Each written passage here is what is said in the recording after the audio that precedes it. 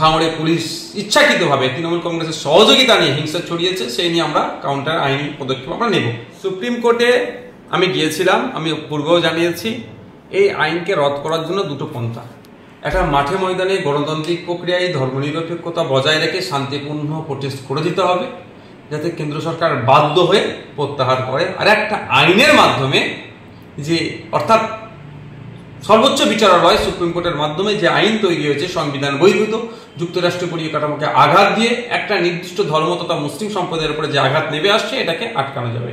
দুটোতেই আমরা প্র্যাকটিস করছি।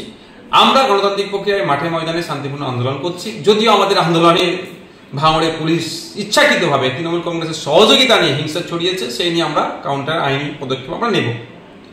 আর একটা কি, আমি মামলা করতে গিয়েছি, আপনারা আমার পিটিশন নাম্বার সব দেখেছেন। প্রথম দিন আমি যখন ঢুকেছিলাম প্রায় 2.5 ঘন্টা কেন্দ্র সরকারের পক্ষ থেকে যারা আইনজীবী ছিলেন এবং আমাদের পক্ষ থেকে যারা বিভিন্ন যারা পিটিশনার তাদের পক্ষে আলোচনা অনেক হয়েছে। দ্বিতীয় দিনও আলোচনার পরে দুটো জিনিসের উপরে এক প্রকার স্টে হয়েছে। প্রথমটা হচ্ছে কি, সেন্ট্রাল ওয়াকফ কাউন্সিল এবং যে সমস্ত ওয়াকফ বোর্ডগুলো আছে নতুন করে তারা কোনো ফরমেশন করতে পারবে না। যে অভিযোগটা রেখা হয়েছিল যে ইচ্ছাকৃতভাবে ওই সেন্ট্রাল ওয়াকফ কাউন্সিল বা বোর্ডে ভিন্ন ধর্মের মানুষ ঢুকিয়ে, যেটা শুধুমাত্র মুসলিম ভাবেকে আঘাত দিচ্ছে না, যে দ্য রিলিজিয়াস এন্ডোমেন্ট অ্যাক্ট যেটা আছে 1863 সেটাকে যেমন আঘাত দেওয়া হচ্ছে, এবং বিভিন্ন ধর্মীয় সম্পত্তিগুলোকে মন্দির, মসজিদ, গির্জা বা এই ধরনের যেগুলো রিলিজিয়াস এন্ডোমেন্ট আছে সেখানে বলা হচ্ছে, যেমন দ্য উত্তরপ্রদেশ কাশী বৈষ্ণব টেম্পল অ্যাক্ট 1900 কত সালে তৈরি হয়েছে, ওখানে সরাসরি বলা আছে অহিন্দু ওই বোর্ডে থাকতে পারবে না। কর্ণাটকাতে, মধ্যপ্রদেশে, উড়িষ্যাতে, আপনার বিভিন্ন স্টেটে হিন্দু মুসলিম নির্বিশেষে বিভিন্ন সম্প্রদায়ের যেগুলো আছে, শিখেদের ভাইদের আলাদা করে আছে, খ্রিস্টান ভাইদের আলাদা করে আছে, বুদ্ধিস্ট ভাইদের আলাদা করে আছে, জৈনদের আলাদা করে আছে, সবাইদের আলাদা যে রিলিজিয়াস সেন্টিমেন্ট গুলো আছে সেগুলো তাদের ধর্মের মানুষই থাকতে পারবে। কিন্তু এতদিন ওয়াকফ বোর্ডে ওইটাই ছিল, কিন্তু এখন হঠাৎ করে মুসলিমদের উপকার করতে গিয়ে মুসলিম ভাইদের ঢোকাচ্ছে। তো ব্যাপারটা হচ্ছে ঢোকাচ্ছে সেটা বিতর্ক নয়, কিন্তু অধিকারে তো হনন হচ্ছে, সেই অধিকার যাতে নিশ্চিত করা যায় সেই জন্য মামলা করতে গিয়েছিলাম। তো এটাতে একটা স্টে হয়েছে। স্টে হওয়ার আগে সেন্ট্রাল গভর্নমেন্টের পক্ষ থেকে যিনারা অ্যাডভোকেটস যারা ছিলেন তারা এটাকে এখন এটাতে এগোবে না বলে তারা সম্মতি দিয়েছে। দ্বিতীয় যেটা হচ্ছে ওয়াকফ বাই ইউজার, ভয়ঙ্কর একটা জিনিস। সারা ভারতবর্ষে যে সমস্ত ওয়াকফ প্রপার্টি আছে তার 50% হচ্ছে ওয়াকফ বাই ইউজার, অর্থাৎ মৌখিক দান করে দিয়েছে। মাদ্রাসার জন্য, মসজিদের জন্য, কবরস্থানের জন্য জায়গাটা দিয়ে দিচ্ছি। 200 বছর, 100 বছর, 150 বছর ধরে মাদ্রাসা, মসজিদ বা কবরস্থানের জন্য একটা ব্যবহার হয়ে আসছে ওয়াকফ বাই ইউজার। সেটাকে কেন্দ্র সরকার যে নতুন আইন করে নিয়ে ওটাকে ওয়াকফ বাই ইউজারকে অমিট করে দিয়েছিল। ওয়াকফ বাই ইউজার অমিট যেদিন থেকে আইন হয়েছে নতুন, সেই দিন থেকে নয়, টোটাল প্রিভিয়াস ইয়ার্স, মানে 200 বছর, 250 বছর, 400 বছরের ওয়াকফ সম্পত্তিগুলো তাহলে ধূলিসাৎ হয়ে যাবে। এক প্রকার হচ্ছে এইটা অ্যামেন্ডমেন্ট কেন এনেছে, সম্পত্তিটাকে লুটতে হবে।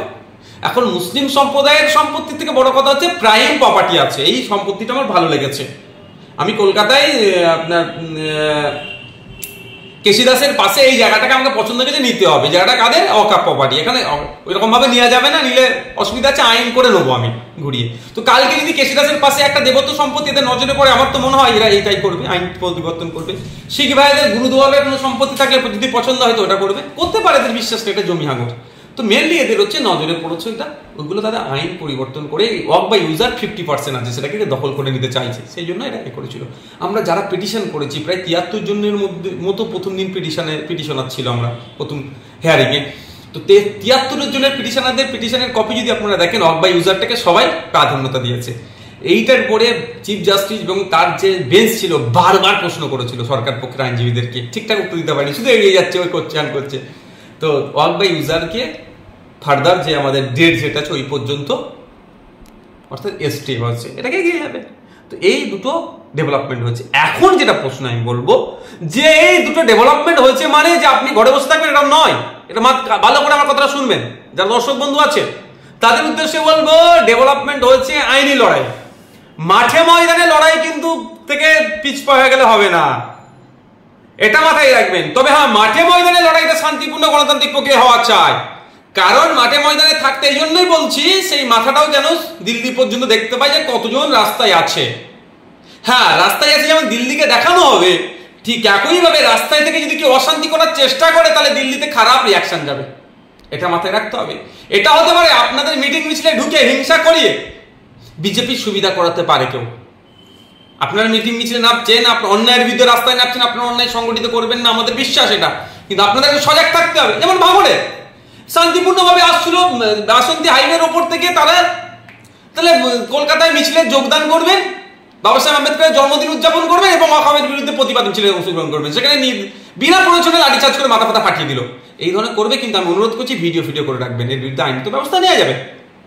কিন্তু আপনাদের লক্ষ্য রাখতে হবে, এই যদি হিংসার খবর তৈরি করাতে পারে এরা, তাহলে এটা দিল্লিতে এটা ব্যাড ইফেক্ট করবে।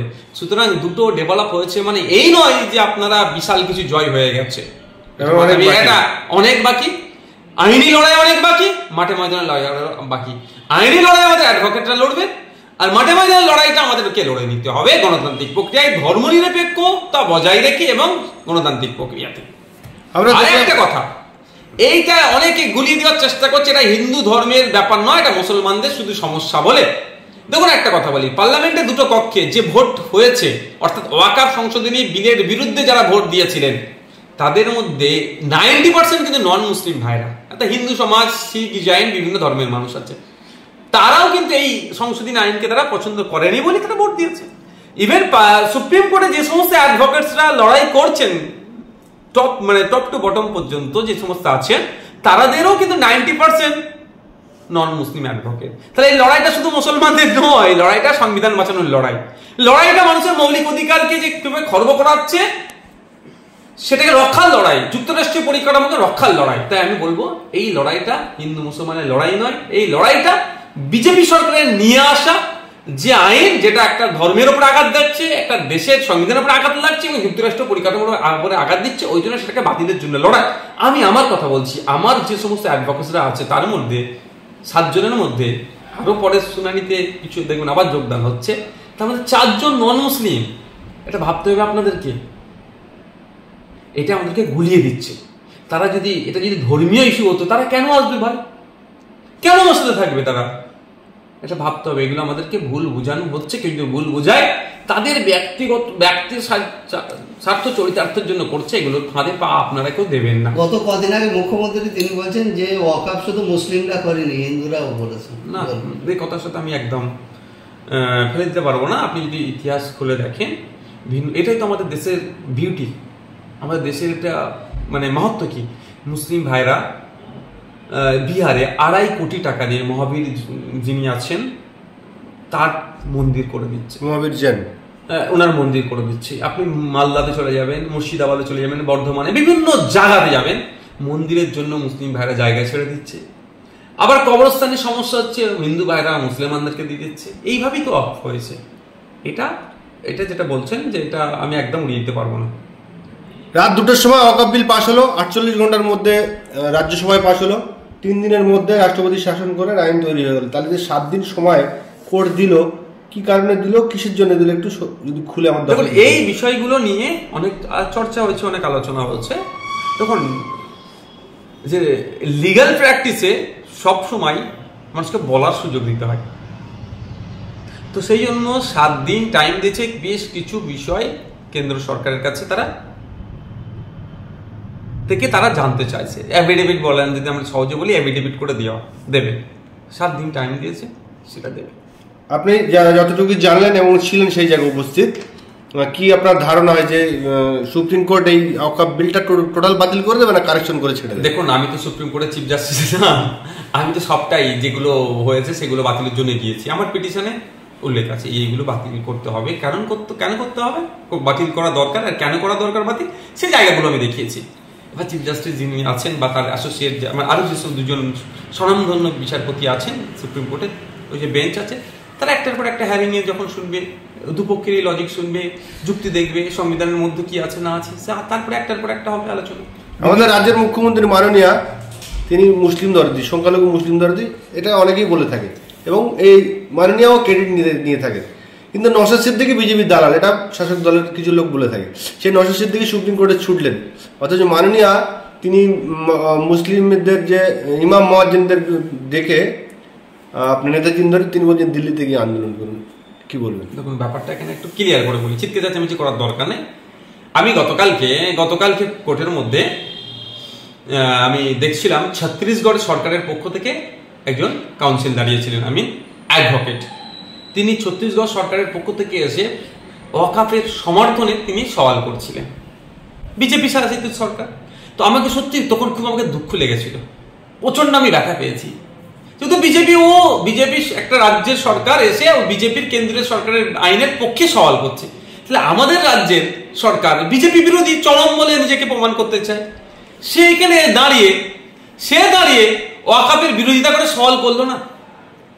যারা যেখানে পথে ঘাটে ওয়াকাফ নিয়ে বিরোধিতা করে মিটিং মিছিল করছেন, তাদের উদ্দেশ্যে আমার একটাই বার্তা, কেন্দ্র সরকারের এই ভুলে চরম বিরোধিতা করতে হবে। গণতান্ত্রিক কোনোভাবে এই আইনকে বাস্তবায়ন হতে দেওয়া যায় না। গণতান্ত্রিক প্রক্রিয়ার সর্বোচ্চ লড়াই আমাদেরকে দিতে হবে। সাথে সাথে এই লড়াইটা একটু সহজতর হয়ে যাবে যদি 10.5 কোটি জনগণের জনপ্রতিনিধি যদি সুপ্রিম কোর্টে যায়, অর্থাৎ সরকার যদি যায়, এটা যাতে আমাদের সরকার যায়, সেই জন্য সম্ভবত 5 দিনের একটা টাইমও আছে। এই 5 দিনের মধ্যে যদি কোনো সুযোগ আছে মনে হয়, তো যদি আবার আগামীতে থাকতে পারে নিশ্চিতভাবে, তো যদি সরকার যায়, এটা পজিটিভ হবে আমাদের জন্য।